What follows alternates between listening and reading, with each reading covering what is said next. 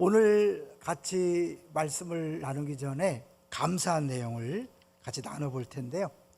첫 번째로는 우리 이따 인사하겠지만 우리 이주영 전사님이 오셨습니다. 유년부를 담당하는 전사님이 오셨는데 얼마나 씩씩한지 몰라요? 말도 많이 하고 최만성 목사님 생각이 날 정도로 그렇게 아주 모처럼 만에 굉장히 활발한 교육자가 왔습니다. 근데 이제 우리 양지 기숙사에서 생활하고 기숙사에 나올 때는 우리 교회 여기 기도실에서 있게 될 거예요. 그러니까 혹시 마음에 감동이 되시면 많이 좀 식사도 섬겨주시고 간식도 섬겨주시면 좋겠다, 그런 마음이 있었어요.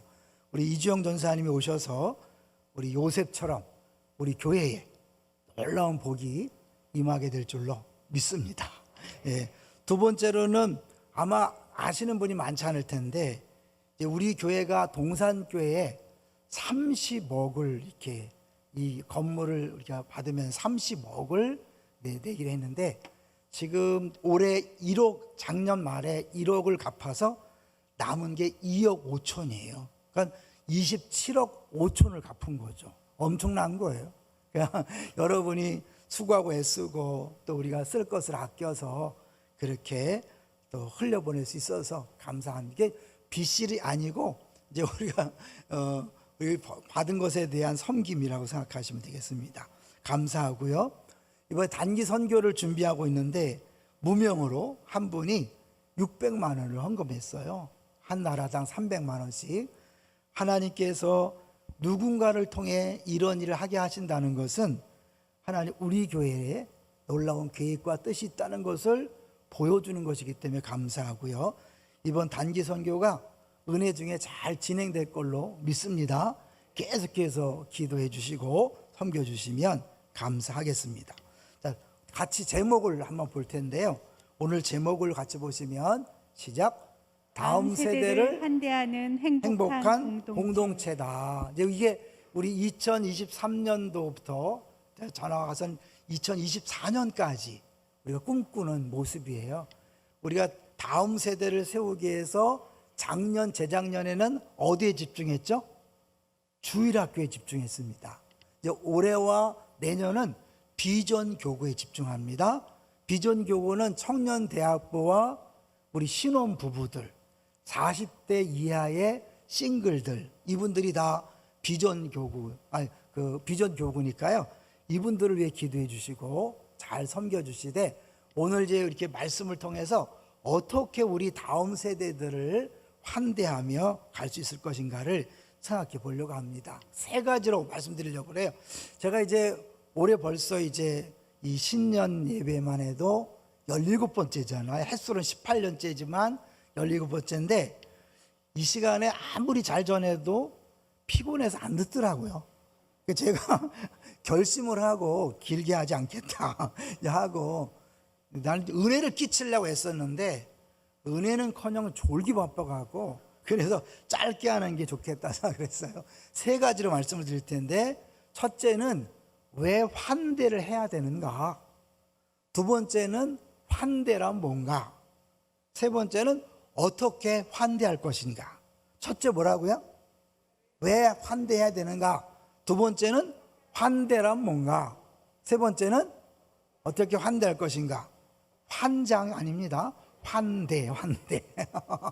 환대의 반대말은 냉대겠죠. 따뜻하게 대하는 건데 제가 이제 말씀을 준비하면서 생각하는 게 뭐냐면 우리 교회에서 10년 동안 오셔서 국수봉사 하신 분이 있었어요.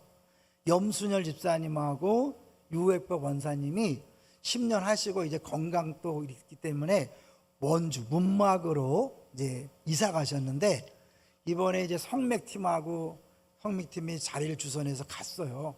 근데 만나서 우리 교회 어떻게 오게 됐는가를 간증하더라고요.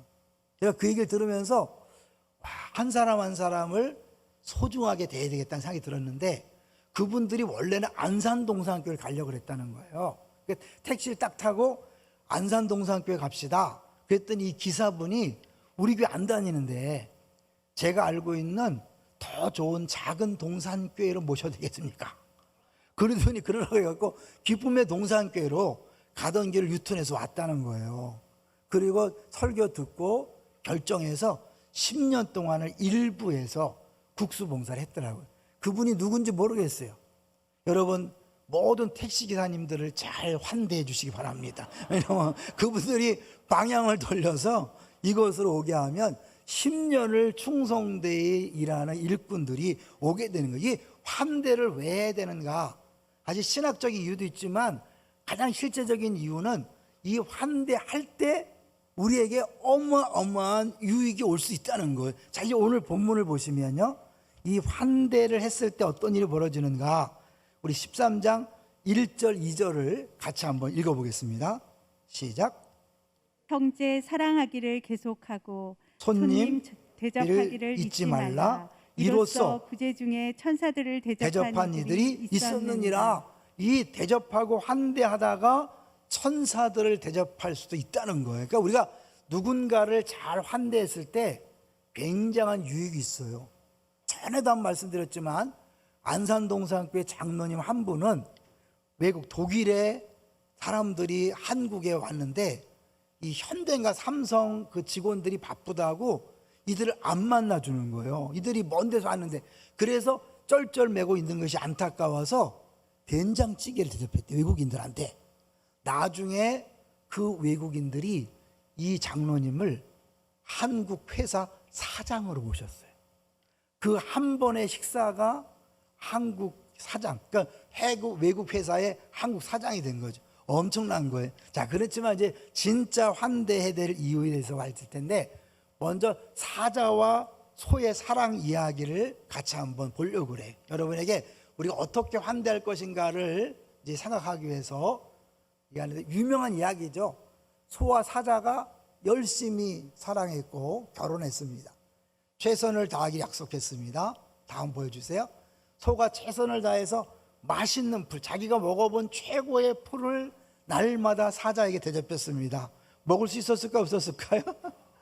사자는 풀이 싫었지만 참고 먹었대요. 그냥 꾸며낸 얘기죠. 사자도 최선을 다해서 맛있는 살코기, 육즙이 쭉쭉 나오는 살코기를 소에게 대접했습니다. 소가 먹을 수 있었을까요? 괴로웠지만 참고 먹었다는 거죠. 그러다가 이제 참지 못해서 서로가 다투기 시작했는데 결국 헤어지고 말았답니다. 그러면서 헤어지면서 서로가 한 말은 난 최선을 다했다. 뭐가 문제죠? 사랑하지만 내 식대로 사랑한 거예요.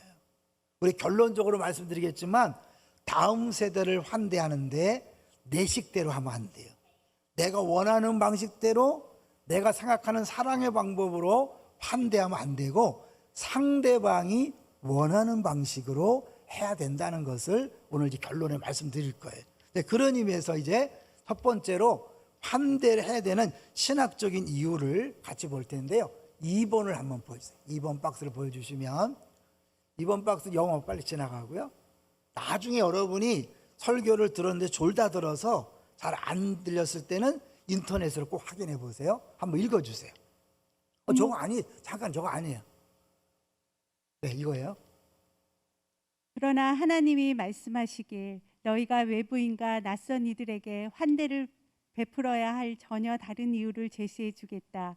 그 이유는 너희들도 애굽에서 이방인이었고 광야를 떠돌았기 때문이다. 광야의 방랑자였고 거기서 죽었어야 할 너희에게 내가 옷 입히고 먹이고 집으로 이끌어 주어서 더 이상 나그네가 아니게 된 것이다.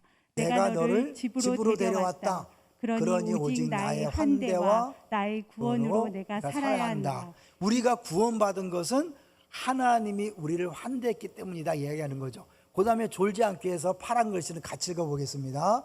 시작. 너희가 내 은혜로 구원받았다면 너희는 생명을 주는 환대, 나의 영적 환대를 받을 것이다. 받은 것이에요. 받을 것이다. 받은 것이다. 계속해서 그러므로 너희는 이방인이요 나그네며 수고한 방랑자였으므로 내가 너희를 환대함으로 구원하였거늘 이제 너희도 돌이켜 같은 일을 행하는도다. 이것이 훨씬 강력한 근거가 됩니다. 도다가 아니라 행하라는 거죠. 내가 너희들을 환대해서 구원했으니 너희들도 다른 사람들을 마땅히 환대해야 된다. 그래서 이제 오늘 다시 1절, 2절을 보시면 뭐예요? 이 하나님이 기뻐하시는 제사라는 타이틀로 해서 형제 사랑하기를 계속해라. 우리 가까운 예수 믿는 사람들 다 형제죠. 형제 사랑하는 계속하고, 두 번째 손님 대접하기를 잊지 말라. 이것은 우리와 좀 멀고 낯선 사람들까지도 잘 대접하라고 그렇게 말씀하고 있는 거죠. 왜 우리가 이렇게 되냐면 우리들이 구원받은 것이 하나님의 환대를 통해 됐기 때문에 그런 거죠. 그 환대를 위해서 하나님이 하신 일이 뭘까요? 예수 그리스도를 이 땅에 보내셔서 아들을 포기하셨고, 아들은 우리 대신 집 없는 사람이 되시고 우리 대신 쫓겨나서 영문 밖에서 죽었기 때문에 우리가 안으로 들어올 수 있었던 거죠. 자, 그래서 3번을 보여드릴게요. 빨리빨리 할 거예요. 3번 한번 같이 읽어봅니다. 시작. 하나님은 당신을 환대해 주셨습니다. 당신이 구원을 받았다면 당신은 하나님의 환대를 받은 사람입니다. 우리가 받은 환대를 실천할 때 우리는 하나님이 환대가 흘러가는 통로가 되는 기쁨을 누리게 될 것입니다. 그러므로 이제 우리는 항상 다음과 같이 생각해야만 합니다. 어떻게 하면 내 돈, 내 물건, 내 집, 내 교회 건물을 사용함으로써 가능한 많은 사람들이 하나님의 환대를 온전히 경험할 수 있도록 섬길 것인가? 내가 냉수 한 그릇 대접하고 따뜻한 말 한마디 하고 내게 주어진 것으로 사랑을 베풀 때, 그것은 하나님이 우리를 구원하시게 하셨던 그 엄청난 은혜의 역사가 나타나는 통로가 된다는 거예요. 믿습니까? 여러분, 우리가 성령께서 역사하시면 1,000만 원을 주는 것보다도 단돈 10,000원을 줄 때 놀라운 변화가 나타난다. 많이 들었죠? 우리 양육하면서 들었잖아요. 적절한 시점에 그 사람이 꼭 필요할 때 10,000원을 주는 것이 다른 때 1,000만 원, 1억을 주는 것보다 더 큰 영향력을 발휘할 수 있다.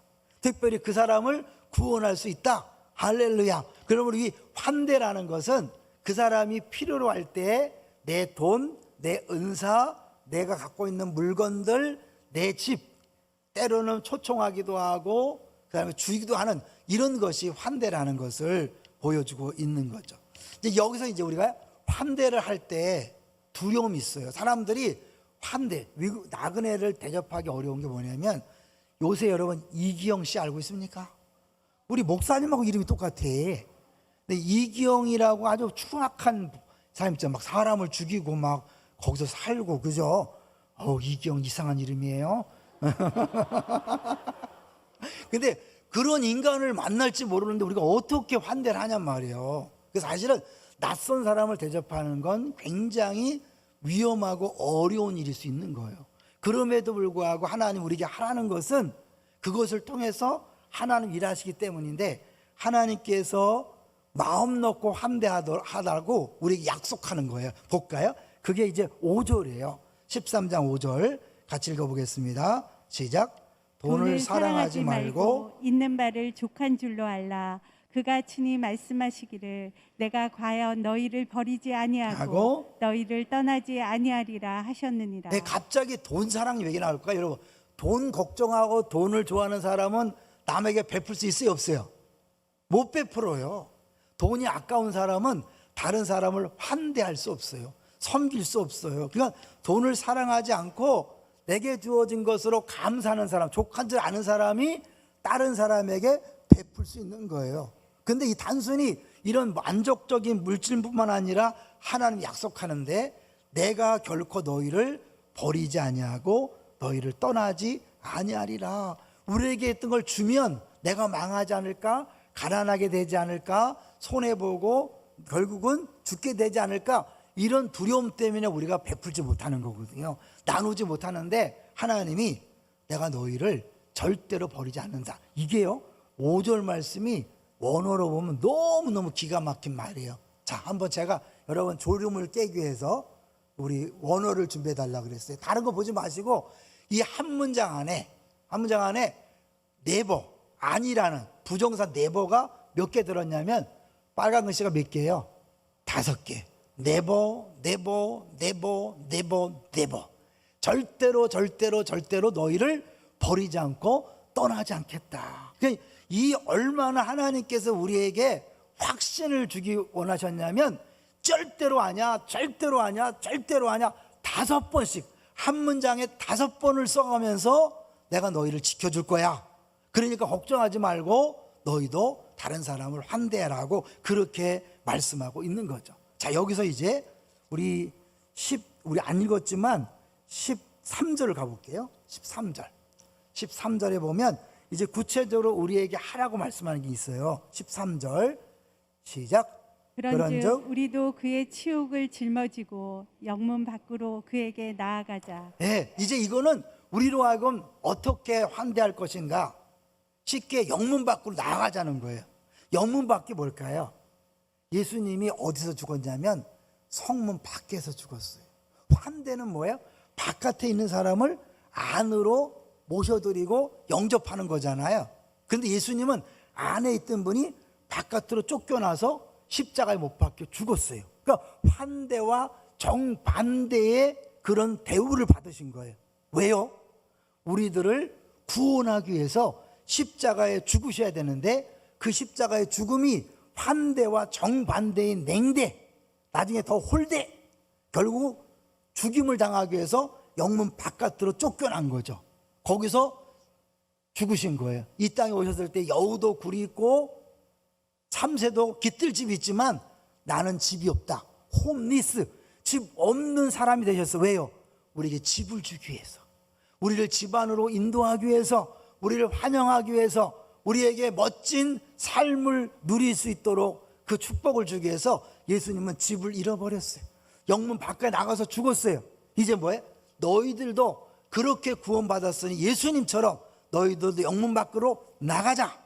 근데 뭘 어떻게 하라는 거예요? 뭘 가지고? 치욕을 짊어지고. 그러니까 환대하는 거는 어려워요, 쉬워요? 치욕을 짊어지는, 예수님의 십자가를 같이 짊어지는 거예요. 자기를 부인하고 십자가를 지는 건 멋있는 게 아니에요. 부끄러움을 당하는 거예요. 수치를 당하는 거예요. 열심히 일했는데 알아주지 않는 거예요. 많은 분들이 봉사하다가 알아주지 않아서 시험 들잖아요.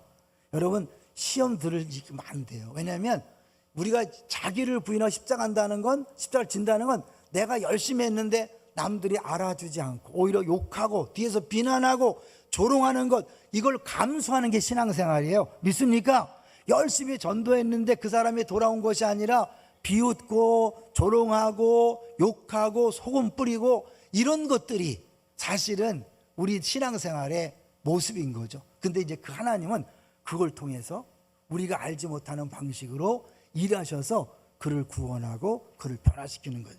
자, 이제 구체적으로 이 환대라는 말이 뭔지, 영문박하고 환대라는 말 연달아서 볼 거예요. 자, 5번 금방 말씀드렸던 건데 빨리 가보세요. 자, 맨 파란 글씨만 볼 거예요. 예수님 밖을 쫓겨나 죽임을 당하셨다. 환대하는 정반대이다. 왜 그랬을까? 우리를 하나님의 집에 들어오게 하시려고 영문 밖에서 돌아가신 것이다. 그 다음 박스 볼게요. 환대라는 말 같이 읽어봅니다. 시작. 환대라는 말은 외부인을 우리 집에 맞아들인다는 문자적인 의미로만 제한해서는 안 됩니다. 물론 그러한 의미도 잊어버리거나 소홀히 여기서는 안 되지만 환대는 타인에 대한 우리의 기본적인 태도이며 그 태도는 여러 가지 방식으로 표현될 수 있습니다. 한마디로 하나님 우리를 구원하기 위하여 죽기까지 사랑하신 것, 그 사랑으로 대해주는 것, 그것이 환대인데, 구체적으로 저희가 재직순환에 말씀드렸지만 제일 어려운 상대가 자녀예요. 자녀를 환대해야 되는데 환대하기 위해서는 자녀를 내 소유로 아는 것이 아니라 뭘로 하려고 그랬어요? 손님이다. 옆 사람하고 인사합니다. 자녀는 손님입니다. 인사하십시오. 자녀는 손님입니다. 네, 여러분 우리 교회 재직순환 때 선포했어요. 여러분 부모들이 만약에 여러분을 함부로 말하면 그래, 잠깐 제가 VIP인 거 기억하시나요? 이렇게 우리 자녀들이 부모들에게 일깨워 주세요. 여러분 손님한테는 내가 강요합니까? 강요하지 않습니까? 강요하지 않아요. 손님을 환대한다는 건 손님이 자유스럽게 마음껏 삶을 누릴 수 있도록 공간을 제공하는 거예요. 그래서 우리 7번 박스를 보여줄 거예요. 7번 박스 같이 읽어봅니다. 졸지 마시고 시작.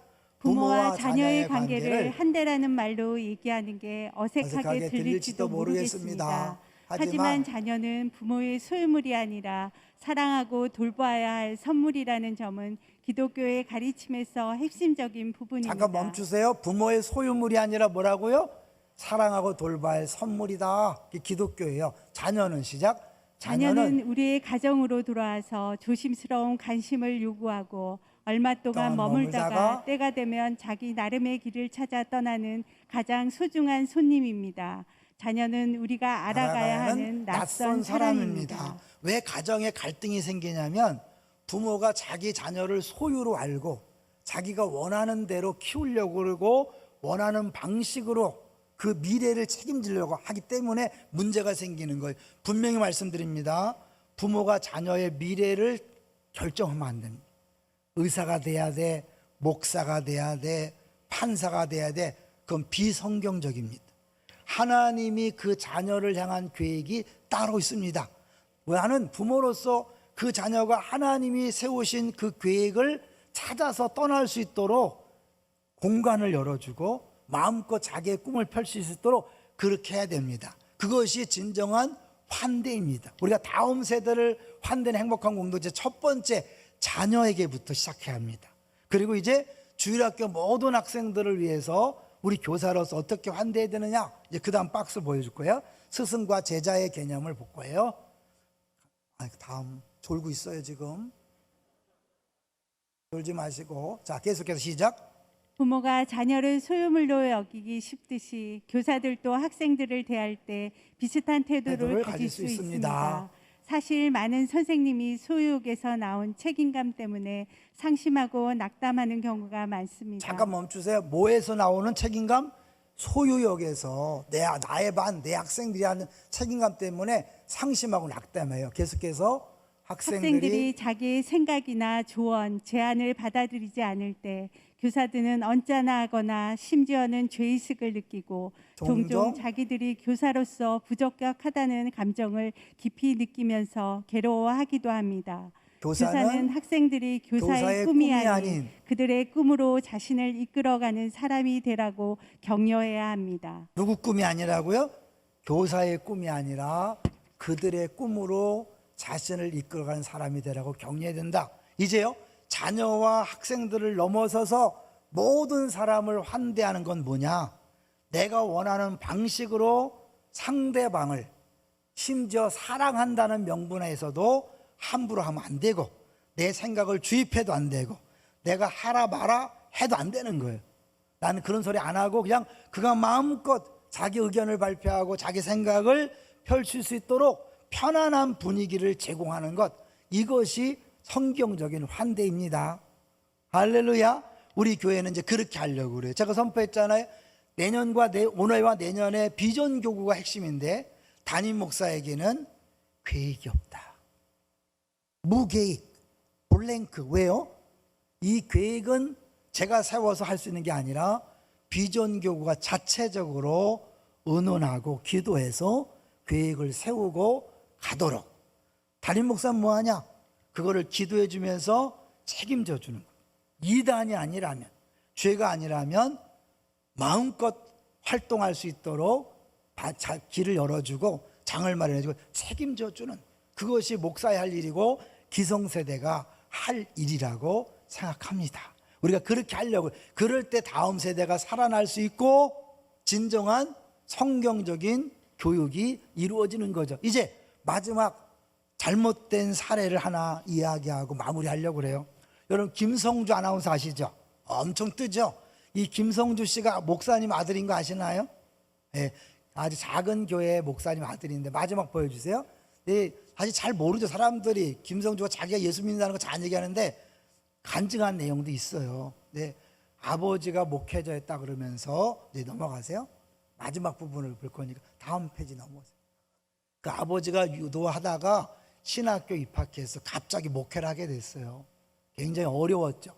옛날 어른들은 그냥 목회만 집중하다 보니까 자녀들이 많이 고생을 해요. 오늘 이주영 우리 전사님 오셔서 얘기하는데 그 목사님도 특수 목회하고 그러니까 그냥 자전거 계속 잊어버리는데 또 주고 자전거 자기가 필요한데 자기는 안 주고 계속 준다는 거예요. 그런 것처럼 바깥에만 이렇게 신경 쓰기 때문에 굉장히 어려웠다는 거죠. 밖에서는 평판이 좋은 목사님인데 정작 가족들은 힘들게 했다는 거예요. 자, 그 다음 볼게요.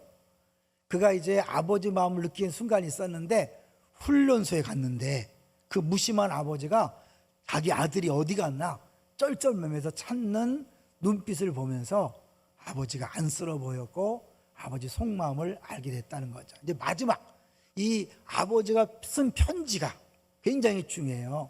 자, 그 맨 밑에 아버지가 아들에게 처음으로 보내는 편지도 공개되었다. 우리 다 같이 읽어볼 거예요. 시작. 아무것도 못하게 하고 엄격하게 한 것은 너를 잃을까 봐 두려워서였다. 겁 많은 아버지 욕심이 아들을 나약하게 만들었나 싶어 한참 생각했다. 표현하는 방법을 모르고 해도 서툴러서 오해가 많았지만 내가 너무 귀하고 소중해서 그런 것만은 알아다오. 내가 대견하고 자랑스럽다. 어느 부모가 자녀에게 미워서 그렇게 했겠어요. 수많은 잔소리와 억압처럼 보이고 통제처럼 보이는 많은 것들이 위험할까 봐, 잘못될까 봐 수없이 많은 위험 요소들을 경험했기 때문에 잘못될까 봐 두려워서 그렇게 잔소리했고 그랬는데 성경적인 환대는 그게 아니라는 거죠. 대표적으로 목사님 김성주 씨의 아버지인 목사님이 비성경적인 모습으로 아들을 키웠던 거죠. 이해되시죠? 우리가 다음 제목을 다시 읽어볼 텐데요. 다음 세대를 환대하는 행복한 공동체는 내가 원하는 방식으로 내가 하고 싶은 이야기를 하는 게 아닙니다. 내가 원하는 방식으로 그의 사랑을 주는 게 아닙니다. 사자와 소처럼 내가 생각했던 것, 내가 경험했던 것 지금 맞지 않습니다. 성경적으로도 옳지 않습니다. 그들이 마음대로 자기의 생각을 펼치고 이야기할 수 있고 직접 하나님과 대화해서 마음껏 그 비전을 찾아갈 수 있도록 우리는 뭐예요? 격려해주고 위로해주고 그가 마음껏 활동할 수 있도록 장을 마련해주고 가정에서 그래야 되고 교회에서 그래야 됩니다. 우리 교회는 다음 세대에게 이래라 저래라 하지 않을 것입니다. 그들을 위해 기도할 것이고 그들이 마음껏 자기의 사역을 할 수 있도록 기회를 제공할 것입니다. 그리고 필요한 재정을 공급할 것입니다. 기도해주고 책임져주고 자기가 함께 있음으로 괜찮다는 것을 사람들에게 보여주길 원합니다. 이러면 다음 세대 살아날까요? 죽을까요? 살아나려고 믿습니다. 같이 기도합니다.